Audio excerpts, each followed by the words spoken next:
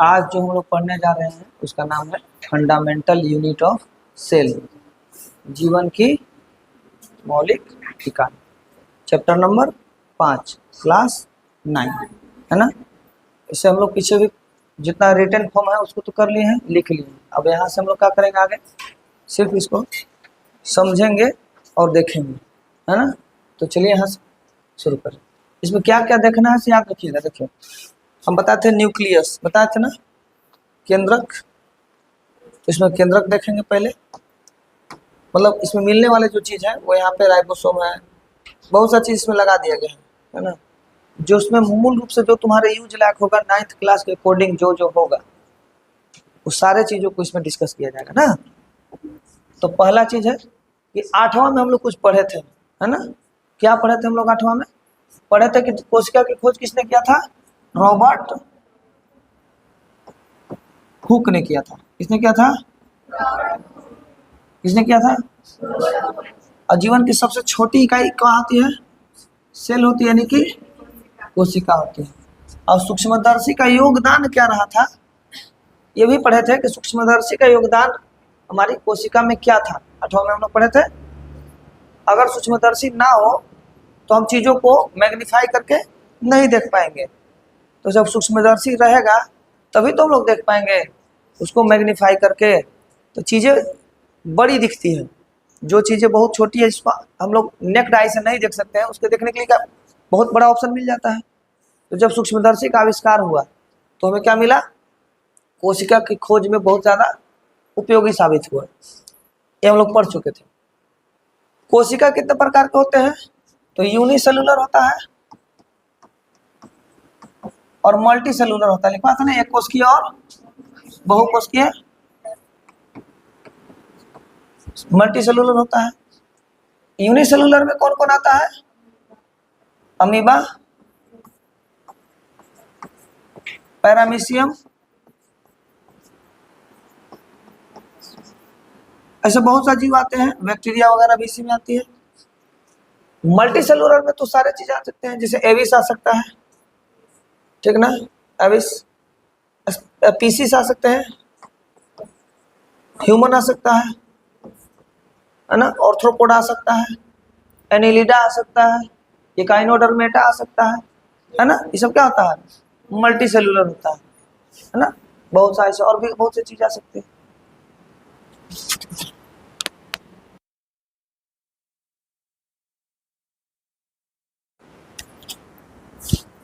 देखना कभी कभी नहीं लाल हो जाता है तो हमको तो दिखेगा नहीं। अगर लाल यहाँ हो जाए ना, कभी कोई ऐसे कभी का लाल हो जाए तो बता देना कि सर लाल हो चुका है। इनमें साउंड का रिकॉर्डिंग नहीं होता उसमें। ये भी पढ़ा चुके हैं ना कि एक कोशिका के आधार पे कितने होता है? एक कोशिकीय और बहुत कोशिकीय होते हैं। अलग अलग मानव शरीर के, क्योंकि जो हम लोग पढ़ते हैं उसमें ज्यादातर कोशिश करते हैं कि मानव के हिसाब से ही पढ़े। मानव के हिसाब से कोशिका देखना, एक सेल का नाम है स्पर्म सेल, ये ओवम सेल, इसमें एक सेल कहते हैं। रूट हेयर का सेल दिखल है ना। इपिथेलियल सेल देखे थे, पढ़े थे इपिथेलियल टिश्यू। फिर व्हाइट ब्लड सेल है, ऐसे बहुत सा होगा। Red blood cell, muscle cell होगा। हमारे सेल में सब एक टाइप के अलग अलग प्रकार के हैं। इसका कोई फिक्स ढांचा है कि अलग अलग है? मतलब निश्चित है कि अनिश्चित है? अनिश्चित, क्योंकि इसका कोई फिक्स है नहीं। अगर हम बोले कि चूहा का सेल, किसका सेल, और हाथी का सेल किसका बड़ा होगा, तो इस आधार पे हम नहीं जज कर सकते हैं कि आकार बड़ा होगा तो सेल। क्या हम 20 तल्ला घर बनाएंगे तो ईंटों का साइज बड़ा कर देंगे? नहीं ना, ईंटों का साइज तो फिक्स न रहेगा। तो समझदारी ये है कि सर साइज बड़ा होने से सेल के आकार में ज्यादा परिवर्तन नहीं होगा। हो सकता है कि हाथी का सेल बड़ा हो, उसमें कोई दो राय नहीं है, परंतु यह भी संभव है कि चूहा का भी सेल बड़ा हो सकता है, क्योंकि सेल लेवल पे बड़ा छोटा की बात नहीं होती। फिर हम लोग देखने थे कि इस स्ट्रक्चर में 3 मुख्य भाग दिखाई देंगे। सेल के अंदर में अगर खोजे, टच करे, देखे तो उसमें एक्सप्लोर करेंगे तो 3 मुख्य चीजें दिखाई देंगी। क्या क्या दिखाई देगी? सबसे पहले तो प्लाज्मा मेम्ब्रेन, ये एकदम फिक्स है, प्लाज्मा मेम्ब्रेन। और प्लाज्मा मेम्ब्रेन के ऊपर में देखना है वो सेल वाल होता है। तो कुछ कुछ में भाग में होता है, जैसे प्लांट में होता है ना, कवक में होता है। लेकिन ये जो झिल्ली है लगभग सारे, जैसे चाहे प्रोकैरियोटिक हो चाहे वो यूकैरियोटिक हो, थोड़ा मिलवे करना है। दूसरा चीज केंद्रक, दूसरा चीज क्या है? केंद्रक। केंद्रक का भी मिलना जरूरी है। केंद्रक में क्या होता है? पूरा जेनेटिक मटेरियल जो है सेव रहता है, इंफॉर्मेशन सेव रहता है। तीसरा चीज क्या है? कोशिका द्रव्य। कोशिका द्रव्य को क्या कहते हैं हम लोग? साइटोप्लाज्म। माने कोशिका के बीच में और केंद्रक के बीच में इस भाग में जो भरल द्रव्य है उसको क्या कहते हैं? अगर कोई सेल ले ले, कौन सी ले ले बाबू? सेल। कोई एगो सेल ले ले, देखिए कोई एगो सेल ले लिए, इस सेल के मान के चलिए इसके बीच में, यहाँ ऐसे सेल होगा इसके बीच में, ऐसा तो इसके में माइटोकॉन्ड्रिया नहीं पाया जाता है, ब्लड सेल में डीएनए नहीं पाया जाता है, तुमको पता है। तो अगर इस सेल एगो ले ले, एक कोई सेल इसमें ऐसे, अब यहाँ पे होगा केंद्रक उसका। तो ध्यान देने योग्य बात यह है कि इस भाग में, किस भाग में? इस भाग में बहुत से क्या रहते हैं? कोशिकांग होते हैं, सेल ऑर्गेनेलिज होती है, जैसे mitochondria, Golgi body, ribosome, lysosome, बहुत सा होता है ना। तो ये चीजें यही रहती है, कहाँ पे भी बोले? जस्ट कोशिका द्रव्य। अब इस सब का नाम भी तुम लोग को इंग्लिश में लिखा है, structure of the cell sorry, plasma membrane, nucleus और साइटोप्लाज्म। ठीक है। प्लाज्मा झिल्ली एक एक करके तीनों को अब देखेंगे। प्लाज्मा झिल्ली तुमको पता है कि अगर कोई सेल है उसका बाहरी आवरण कौन सी होगा? प्लाज्मा झिल्ली। प्लाज्मा झिल्ली को कोशिका झिल्ली भी कहते हैं। क्या कहते हैं? चाहे कोशिका झिल्ली।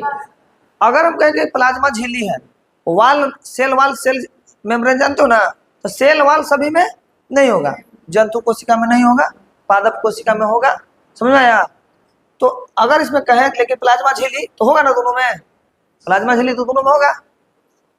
तो देखिए कोशिका का जो अंदर भाग है उस भाग से, बाहरी भाग से हम लोग ठंडा में चादर ओढ़ते हैं, अंदरी भाग को बाहरी ठंडा से बचाने के लिए काम करता है। तो वैसे ही इसका काम क्या है कि कोशिका के जितने अंदरूनी भाग हैं उसको बाहरी वातावरण से क्या करके रखेगा? वो अलग करके रखेगा, है ना, कि separating the interior of the cell from the outside environment. बाहरी इन्वायरमेंट से क्या करेगा? इसको अलग करके रखेगा। कोशिका की सुरक्षा भी करना क्या काम होता है? कोशिका झिल्ली या प्लाज्मा। तो करेगा सेल प्रोटेक्शन का काम किसका है? अब पदार्थों का चयनात्मक परिवहन करता है। चयनात्मक याद आया? चयनात्मक पारगम्य में झिल्ली भी इसको कहते हैं, सिलेक्टिव परमिएबल मेम्ब्रेन। क्यों कहते हैं?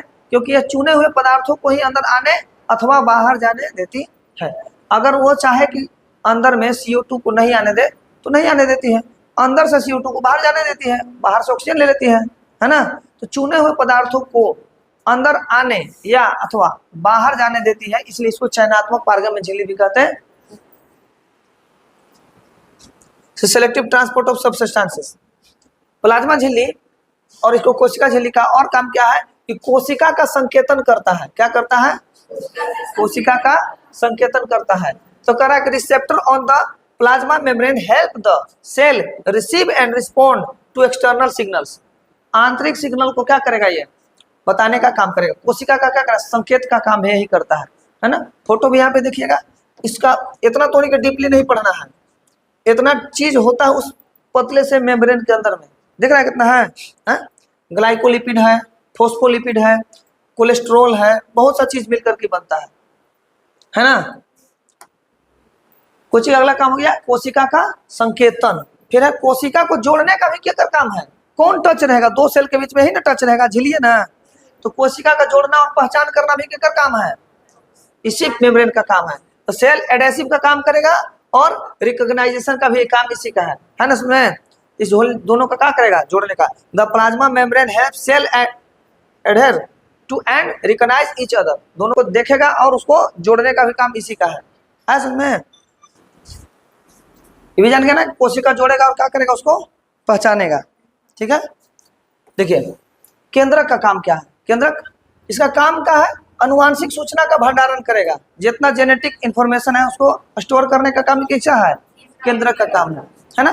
The nucleus store genetic information in the form of DNA, है ना। फिर कोशिका का विनिमय करेगा, कोशिका का नियमन भी करेगा। नियमन केंद्रक कोशिकाओं गतिविधि है, जैसे वृद्धि करना है, विभाजन करना है, चयापचय मेटाबॉलिक कैटाबॉलिक का काम करना है, उसको नियंत्रण कौन करेगा? केंद्रक करेगा। नया सेल बनाना है कि नहीं बनाना है, उसका नियंत्रण कौन करेगा? अच्छा, इस सेल को हाथी का जैसा, ऐसा हाथी नहीं बोले, हाथ ही इसी के जैसा बनाना है, तो उसका काम किसका है? इंफॉर्मेशन सेव होगा ना कि यहाँ पे ऐसा ही सेल बनाना है, यहाँ कटेगा तो इसमें सेल बनेगा। कौन इंफॉर्मेशन सेव करके रखा? कौन? केंद्रक का तुम इसको देख भी रहे हो, केंद्रक किस प्रकार होता है। हालांकि बोले थे केंद्रक का कोई शेप नहीं होता है, कोई सॉरी इसका सेल का, तो ये अलग अलग प्रकार के हो सकते हैं, लेकिन चीजें क्या होगी? इसी प्रकार से होगी। क्या क्या होता है इसमें? राइबोस, ये पूरा सेल में, ये देखो ये क्या है? यही केंद्रक है। ये क्या है? केंद्रक में क्या होता है? जेनेटिक इंफॉर्मेशन ऐसे होता है सब ना, डीएनए और आरएनए कहते हो ना, जीन्स वगैरह। और क्या कार्य है इसका? लिप्टोटिन जाइगोटिन सुने हो ना सब, तो लिप्यंतरण के काम भी किसका है? इसी का है। यह क्या करेगा? लिप्यंतरण भी काम इसी का है, करेगा।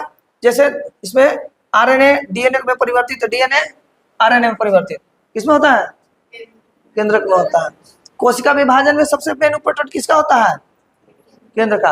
अगर केंद्र के ना विभाजन हो तो कोशिका का कोई वैल्यू है? नहीं है, ठीक ना। अगला कोशिका द्रव्य। कोशिका द्रव्य का काम है, अच्छा द्रव्य है यानी लिक्विड फॉर्म में मान के चलिए है ना, तो कहा है कोशिकांग का समर्थन कर देगा, और कोशिका द्रव्य कोशिकाओं की संरचना करेगा और उसका समर्थन प्रदान करता है। किसका काम है ये?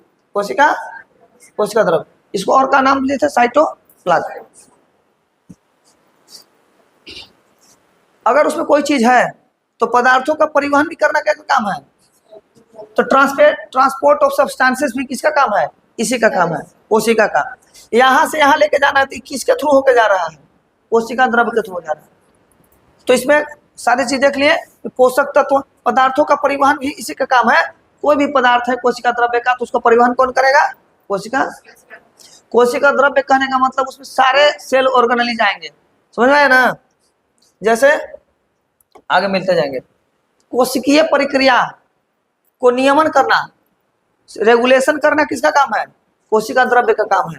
तो रेगुलेशन ऑफ सेलुलर प्रोसेसेस, ठीक ना। कोशिका द्रव्य में कई कोशिकाएं प्रक्रिया होती है, जैसे कि प्रोटीन का संश्लेषण कहाँ होता है? राइबोसोम, नाम सुने हो। और कोशिका का विभाजन, सब प्रक्रिया का काम कहाँ होता है? संपन्न। कोशिका के संरचना का रख रखाव भी कौन करता है? अब तुम्हारे घर के अंदर कोई आदमी है तो उसको रख रखाव तुम न करोगे, कि कोशिका के अंदर कोशिका द्रव्य है तो सारे कोशिकाओं का रख रखाव कौन करेगा? है ना। कोशिकीय संकेतन का भी काम किसका है? सिग्नलिंग करने का काम किसका है? कोशिका। बाकी सब चीज लिखा हुआ है, तुम पढ़ सकते हो, हम वही चीज पढ़ेंगे कि कोशिका द्रव्य में कोशिकीय संकेतन प्रक्रियाएं होती है जो कोशिका के कार्यों को नियंत्रित करने में मदद करती है। Cytoplasm is involve in cell signaling processes which help regulate cellular function. सारे सेलुलर फंक्शन को नियमन करने का काम किसका है? कोशिका द्रव्य का है। अब एक एक करके कोशिका हम लोग के अंदर में पढ़ने वाले कोशिकांग के बारे में जानेंगे। तो लिखा है कोशिका द्रव्य में के कोशिकांग, बहुत से कोशिकांग होते हैं और जानना भी है। तो पहला शुरू करते हैं किससे? माइटो है ना, इसको हिंदी में कहते हैं सूत्र कणिका, याद है ना, सूत्र कणिका। लेकिन मोस्ट ऑफ द सब ज्यादा यूज होता है कुछ माइटो, है ना। इसका कार्य भी तुम लोग जानते हो। ऊर्जा का उत्पादन कौन करता है? माइटोकॉन्ड्रिया करता है। तुम लोग को पता है कि ऊर्जा का निर्माण कौन करता है, उत्पादन कौन करता है, किस रूप में करता है? भी तुमको पता है कि एटीपी के रूप में करता है, एडेनोसिन ट्राइफॉस्फेट एटीपी में करता है। दूसरा चीज सेलुलर श्वसन, कोशिकीय श्वसन नाम सुने हो? सेलुलर रिस्पिरेशन, कोशिकीय श्वसन, जहां से ऊर्जा की प्राप्ति होती है वो इसी में होता है ना। और आपको पता है कि डीएनए अपना, इसका खुद का डीएनए होता है और 70S का राइबोसोम भी होता है इसका अपना। पूरे सेल ऑर्गेनेलिज में 2 ही सेल ऑर्गेनेलिज है जिसके पास दोनों अपना डीएनए भी होगा और अपना एगो इंजन होगा जिसको 70S का राइबोसोम कहते हैं, पता है। और खुद का ऊर्जा भी बनाता है। कौन कौन 2 है? पहला हो गया माइटोकॉन्ड्रिया का, बोले इसका अपना खुद का क्या होगा, और 70S का राइबोसोम होगा जो प्रोटीन बनाएगा। और एक और होता है प्लास्टिड, एक होता है प्लास्टिड लवक, तो ये चीज में फिर आगे कहा है कि कोशिकीय प्रक्रियाओं को शक्ति प्रदान करना किसका काम होता है?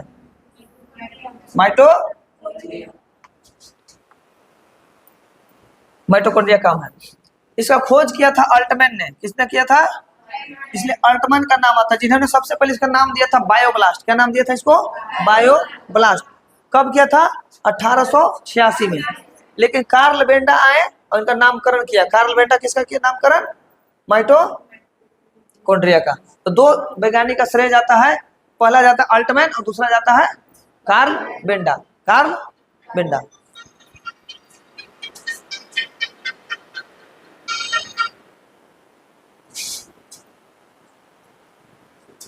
ठीक है, कार्ल बेंडा।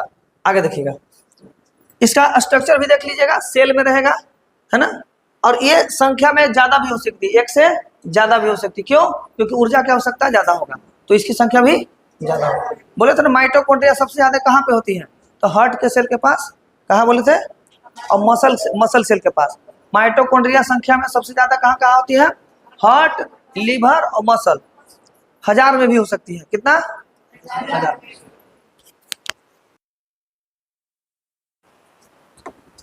आगे है राइबोसोम। दूसरा सेल ऑर्गेनेज का नाम क्या है? राइबोसोम। फोटो देख रहे हो? देखो, ये है ईआर, इंडोप्लाज्मिक रेटी।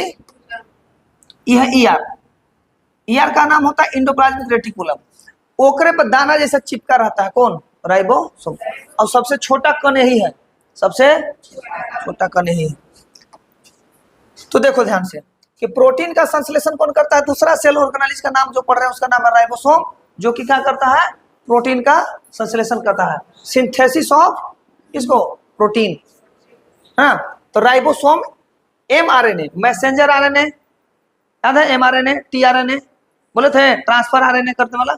तो राइबोसोम एमआरएनए के निर्देशों के अनुसार, एमआरएनए मैसेंजर जैसे देगा उसके अनुसार अमीनो एसिड, क्योंकि तुमको पता है कि एमिनो अम्ल जुड़ जुड़ के ही प्रोटीन का निर्माण करते हैं। तो अमीनो एसिड जो है वो जुड़ जुड़ के किसका निर्माण हो जाता है? प्रोटीन का। कौन निर्माण करता था? राइबो। ये भी बताए थे। और याद भी रखना है कि ribosome build proteins by linking amino acid according to the instruction of mRNA, messenger RNA के हिसाब से। मैसेंजर आरएनए हिसाब देगा कि हमको इतना प्रोटीन चाहिए, तो उसके आधार पे निर्माण करेगा कौन? राइबो। समझा यार? करेगा अमीनो एसिड का संयोजन। वही चीज है कि श्रृंखलन का निर्माण करेगा कौन? राइबोसोम। ठीक ना? प्रोटीन का आकार भी देने का काम कौन करेगा? राइबोसोम। राइबोसोम प्रोटीन श्रृंखला को एक विशिष्ट आकार देता है और उसको अपने तरीके से मोड़ने में मदद करता है। कौन करता है सब? और इसका खोज किया था जॉर्ज एमिल पलाडे। सो पैलेट कण, इसका अन्य नाम पूछेगा तो इसको पैलेट कण भी कहते हैं। क्या कहते हैं? क्योंकि उन्हीं का नाम पर पैलेट कण कोशिका से संबंधित पूछेगा तो बोलना कि राइबोसोम क्या है? पैलेट कण है। राइबोसोम क्या है? क्योंकि खोज किया था पैलेट ने। किसने किया था? कब किया था? 1955 में। 1955। लाइसोसोम अगला कौन है? लाइसोसोम का काम है ना, जलीय अपघट्य का काम करता है। हाइड्रोलाइटिक एंजाइम के रूप में उसमें जमा रहता है और कोशिका क्या कर देता है? अपघट्य कर देता है, उसको खत्म कर देता है। तो इसका काम तुमको पता है। तो ये पाचक और अपशिष्ट निपटान किसका पाचन करेगा? तो सेलुलर पाचन के लिए जिम्मेवार होता है। कोशिकीय पाचन के लिए कौन जिम्मेवार है? लाइसोसोम देख लो किस प्रकार का होता है, और उसमें पाया जाने वाला एंजाइम भी देख लो किस प्रकार का होता है। ये एंजाइम उसके अंदर भरे हुए हैं और अपने आप को क्या करेगा? वो फाड़ लेगा। फाड़ेगा तो क्या करेगा? कोशिका का पूरा पाचन कर लेगा। तो देखो क्या लिखा है कि पाचन और अपशिष्ट निपटान, डाइजेशन एंड वेस्ट डिस्पोज। तो लाइसोसोम में पाचक एंजाइम होते हैं। क्या होते हैं? पाचक एंजाइम होते हैं जो प्रोटीन, कार्बोहाइड्रेट और वसा जैसे बड़े अणुओं को तोड़ने में क्या करते हैं? मदद करते हैं। और अपशिष्ट पदार्थों का क्या करते हैं? निपटान करते हैं, है ना। तो lysosome contain digestive enzyme that help break down large molecules such as proteins, carbohydrate and fats and dispose of waste material. सारे खराब पदार्थों का करेगा? वो डिस्पोज कर देगा। एक नया चीज नाम है ऑटोफैगी। ऑटोफैगी क्या है? ऑटोफैगी में क्या होता है कि लाइसोसोम कोशिका का क्षतिग्रस्त, मान के चलो कोशिका पूरा खराब नहीं है, घर पूरा खराब नहीं है, तो पूरा घर को खराब करना जरूरी है। इसे बोलते हैं ऑटोफैगी। क्या करेगा ना, उसमें लिमिटेड चीजों को क्या करेगा? लाइसोसोम कोशिका के क्षतिग्रस्त भागों को आवश्यक ऑर्गेनल्स को पचाने में मदद करता है, जिसको आवश्यक उसी को पचाने में क्या करेगा। तो नया सेल बनाने में जो ऊर्जा व्यय होगा अब नहीं होगा। तो क्या करता है, जिससे कोशिका की कार्य क्षमता बनी रहती, नया सेल बनाने की जरूरत। अच्छा, इसका खोज किया था डी दुबे जी, इसे नहीं नाम है, डुबे 1974। अच्छा, और हुए हो पाचन, अपशिष्ट निपटान, ऑटोफैगी सब बता दिए। गोल्जी बॉडी, अगला नाम कुछ है, नाम सुने हो ना, ये बहुत इंपोर्टेंट है। ये traffic police of the cell है, पूरा जांच पड़ताल करता है, परिवहन का काम करता है। कौन? तो कह रहा प्रोटीन और लिपिड प्रसंस्करण और परिवहन माने प्रोटीन जो बनाया, लिपिड जो बनाया, उसको भेजने का काम किसका है? चेक करके पैकेटिंग करने का, पैकेट करके उसको भेजने का काम किसका है? बोले थे ना, इसका काम traffic police of the cell है। ट्रैफिक पुलिस का काम क्या होता है? उसको जांचना, बढ़िया से चल रहा है नहीं चल रहा है, क्या रखा है क्या नहीं रखा है ना। इसका नाम है traffic police of the cell. तो कह रहा है कि ये क्या करेगा, गोल्गी उपकरण प्रोटीन और लिपिड को संशोधित और प्रसंस्कृत करता है, जैसे कि ग्लाइकोसिलेशन और फास्फोराइलेशन। दोनों काम किसका है? ये गोल्जी बॉडी का है, गोल्जी काय का है। अगला क्या कर रहा है कि लाइसोसोम के निर्माण में भी भूमिका इसी का होता है। कहा जाता है कि उसी वही भाग अपना टूट जाता है तो लाइसोसोम का निर्माण होता है। तो लाइसोसोम के निर्माण में अहम भूमिका किसका है? गोल्जी बॉडी का है, गोल्जी काय का है, इसका इसी अपार्चर्स का है। ठीक है, इसमें समझ में आ गया कि अगर लाइसोसोम बनाना है तो किसका हेल्प चाहिए? Golgi body. और तुमको देखना कि ईआर एंडोप्लाज्मिक रेटिकुलम देखने में एक जैसा लगेंगे, ये भी वैसा ही है, ये भी वैसा है। उसमें थोड़ा सा स्लाइटली डिफरेंस होगा, जब दोनों को एक साथ देखेंगे तो स्लाइटली डिफरेंस होगा, है ना। अब ये थोड़ा सा केंद्रक के बगल में होगा, वो केंद्रक से सटा ही हुआ होगा। आरएनए वाला जो बनाने वाला फैक्ट्री है वो देखना आसपास में रहेगा। इसको खोज किया था, इसी के नाम पर दिया गया था, कैमिलो गोल्जी। क्या नाम था इसका? कैमिलो, इन्हीं के नाम पर इसका नाम पड़ गया है, लिखा है। कब खोज किया था? 1898 में। अब आता है ईआर, जहां पे जिसके ऊपर चिपके रहते हैं राइबोसोम, बोलते एंडोप्लाज्मिक रेटी, नाम पता है? ईआर को बोलते हैं एंडोप्लाज्मिक रेटिकुलम, अंतर प्रद्रवी जालिका, ही ना बोलते हो, है? ध्यान से देखिएगा। अब इसमें दो भाग होता है, एक होता है आरईआर, एक होता है एसई, स्मूथ एंडोप्लाज्मिक रेटिकुलम और रफ एंडोप्लाज्मिक रेटिकुलम। समझना, स्मूथ का मतलब चिकनी और रफ मतलब खुरदरी, है ना। तो ये रफ पहला देखने कौन है? RER, rough endoplasmic reticulum. अच्छा, ये दोनों एक जगह होता है कि अलग अलग होता है? तो लगभग एक ही जगह होता है, ठीक ना। और यही है, देखो केंद्र के पास में ऐसे है ना, ईआर एंडोप्लाज्मिक रेटिकुलम। अब इसमें देखना ध्यान से, तो दो जगह देखेगा राइबोसोम, दो प्रकार के। कितने प्रकार के? दो। तो क्या करेगा? प्रोटीन का संश्लेषण करेगा। क्या करेगा? ये प्रोटीन का संश्लेषण करेगा। इसमें आरईआर, रफ एंडोप्लाज्मिक रेटिकुलम पर क्या चिपके रहते हैं? राइबोसोम चिपके रहते हैं। इसी आरईआर पर क्या चिपके रहते हैं? सॉरी, इस पे क्या चिपके रहता है? राइबोसोम के दाने। राइबोसोम सबसे छोटा सेल ऑर्गेनेल है, बताया था ना। ये चिपके हैं, देखो जो चिपकल है उसको लिखा है राइबोसोम। राइबोसोम किसके लिए जिम्मेदार होते हैं? तो बोलना है कि राइबोसोम प्रोटीन के सिंथेसिस के लिए जिम्मेदार होते हैं। प्रोटीन का प्रसंस्करण करेगा, माने प्रोसेसिंग का काम है किसका है? एंडोप्लाज्मिक रेटिकुलम का है। और एंडोप्लाज्मिक रेटिकुलम में किसका? आरईआर का काम है, ठीक ना। और इसको जैसे कि ग्लाइकोसिलेशन और फास्फोरेशन का नाम बताया था ना, इसी प्रक्रिया में हो रहा है। लिपिड का संश्लेषण, अब इसका दूसरा कोई नाम है स्मूथ एंडोप्लाज्मिक रेटिकुलम। स्मूथ है, चिकनी होगी, कैसी होगी ये? चिकनी। तो इसका काम क्या होगा? लिपिड का संश्लेषण। वो प्रोटीन का संश्लेषण करता था, ये किसका करेगा? लिपिड का संश्लेषण करेगा। तो एसीआर क्या करेगा? लिपिड का संश्लेषण के लिए क्या होता है? रिस्पॉन्सिबल होता है, जैसे कि कोलेस्ट्रॉल और फॉस्फोलिपिड। कोलेस्ट्रॉल एक बढ़िया चीज होता है, खराब चीज होता है ना। तो याद रखिएगा, कोलेस्ट्रॉल बढ़ता है तो क्या बोलते हैं, दिल का बीमारी जो होता है, जैसे दौरा आना, ये सब बढ़ जाता है, ठीक ना। विषहर के रूप में भी किसका काम होता है? एसईआर का, स्मूथ एंडोप्लाज्मिक रेटिकुलम का। विषहर बने तो डिटॉक्सिफिकेशन काम किसका है? एसईआर का काम है, स्मूथ एंडोप्लाज्मिक रेटिकुलम का। एसीआर विषाक्त पदार्थों को निष्क्रिय करने में क्या करता है, हेल्प करता है, डिटॉक्सिफिकेशन करने में हेल्प करता है। कौन, एसई, हाँ ठीक है। और कैल्शियम आयन का भंडारण कौन करता है, एसीआर करता है। कौन करता है, एसीआर। किसका भंडारण करता है, कैल्शियम आयन का। तो लिखा है कि एसीआर कैल्शियम आयन का भंडारण करता है, जो कोशिका के संकेतन और अन्य कार्यों में महत्वपूर्ण भूमिका निभाती है। आया समझ में।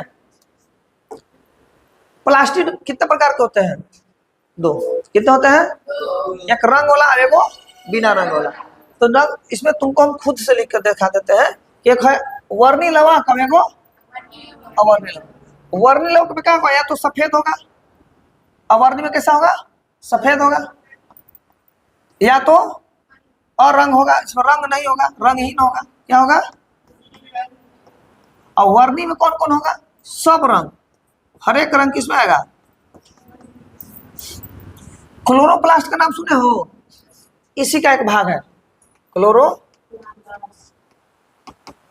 ठीक ना।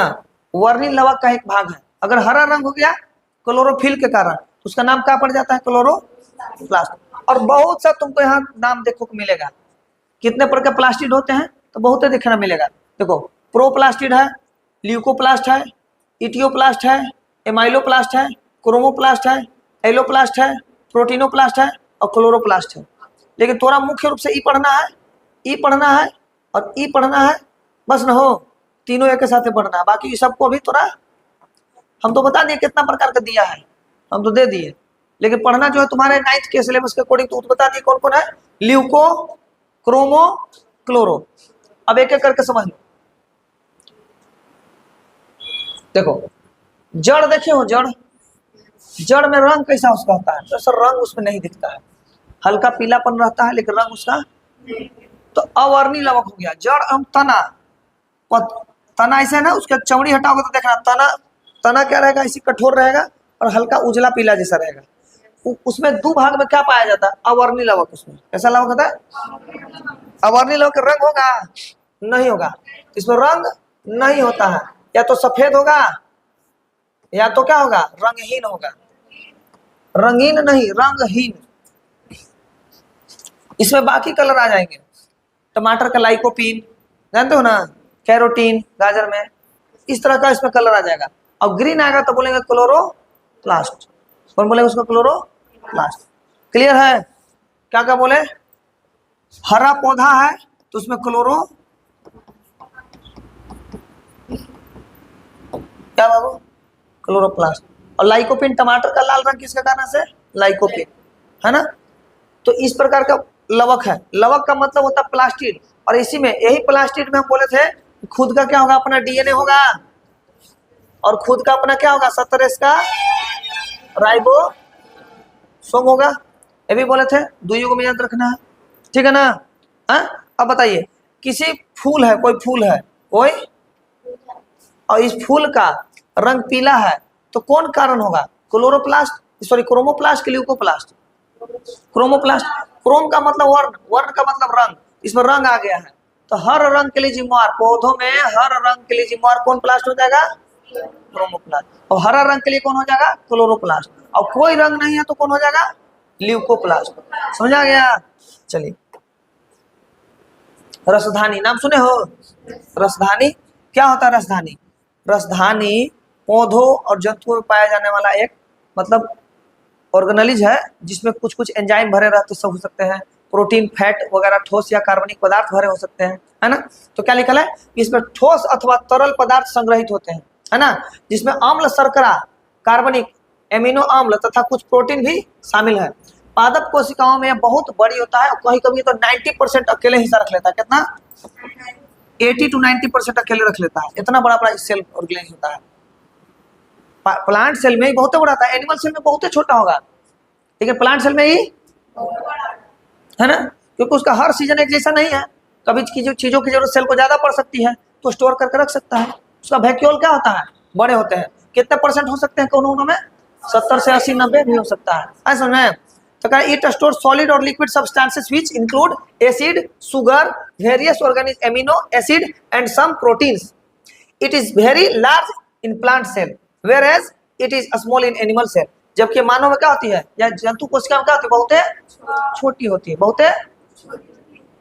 इसका देख लो पूरा, यह है तुम्हारा क्या है, उसका डाला हुआ है, और इसमें दिखाई देगा तुम्हारा वैक्यूलस। देखो ये दिखा रहा है ना, यही है, सेल में दिख रहा है ना। आइए अगर प्लांट सेल लेते तो हो सकता था कि बाकी सब इतनी में चिपकल है, अकेले ही क्या हो, इतना बड़ा हो, है ना। देखिएगा, और लास्ट टॉपिक बच गया, उसको बोलते कोशिका विभाजन, सेल डिवीजन। कोशिका विभाजन क्या है, यह प्रक्रिया है जिसके वजह से जंतुओं में नए सेल बनते हैं, चाहे वो जनन सेल हो चाहे वो वृद्धि सेल हो। अगर सेल डिवीजन ना हो, नया सेल डिवीजन हो ही नहीं, तो नए जंतुओं का निर्माण होगा कभी, कभी संभव नहीं है।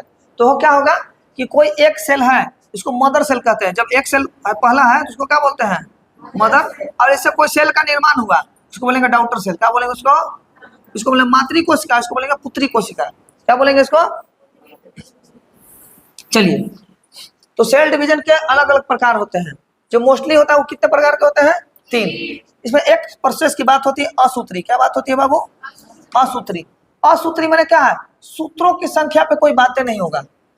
हो सकता है कि 50 हो तो किसी में 55 हो, किसी में 20 हो, तो सूत्रों का डिवीजन होबे नहीं करेगा। सूत्र मैंने यहाँ कहने का मतलब क्या है, जब हमारे कितने जोड़ी क्रोमोसोम होते हैं हमारे में, 23 जोड़ी। तो अगर हमारे गुणसूत्र डिवीजन होंगे, तो अगर अर्धसूत्री से होंगे तो आधा हो जाएगी, 23 हो जाएगा। समसूत्री होगा तो 46 के 46 रहेगा। लेकिन अगर असूत्री हो तो 46 है तो 44 होगा, कोई नियम नहीं है। 42 हो जाएगा, कोई नियम नहीं है। समझ आया। तो इसको हम लोग लगभग नहीं पढ़ते, क्योंकि बैक्टीरिया, छोटे जीवाणु वगैरह में सब होता है ना। तो हम लोग मोस्ट जो पढ़ते हैं पढ़ते हैं समसूत्री, और इसको बोलते हैं माइटोसिस, और इसको बोलते हैं मियोसिस।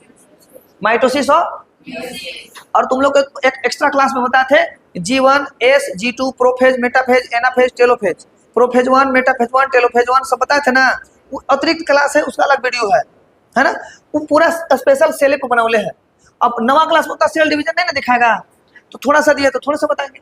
लेकिन इसके लिए पूरा का पूरा वीडियो हमारे यूट्यूब चैनल पर है कि सेल डिवीजन कैसे होता है, S phase, prophase, metaphase, anaphase, telophase सब बताया था ना, कि कैसे कैसे सेल डिवीजन होगा, सेंट्रोमियर कैसे चढ़ेगा, कैसे उनका कोशिका डिवीजन, साइटोप्लाज्मिक रिएक्शन कैसे होगा, सब बताया है उसमें। है तो देखना होगा, तो उसमें देख लेना तत्काल। अभी ऐसे पढ़ ही रही हो तुम लोग, समझ में आसानी से आएगा।